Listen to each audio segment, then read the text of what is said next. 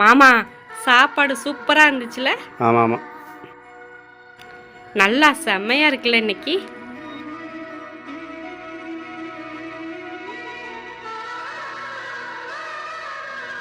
மாமா சாப்பாடு சூப்பராக இருந்துச்சுல, இன்னைக்கு செம்மையாக செஞ்சிருந்தல.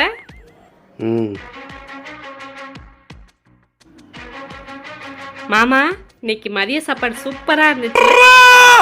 ம் என்ன ஒன்று நல்லா இருக்குன்னு சொல்லணும், இல்லைன்னா நல்லா இல்லைன்னு சொல்லிட்டு இருக்கீங்க.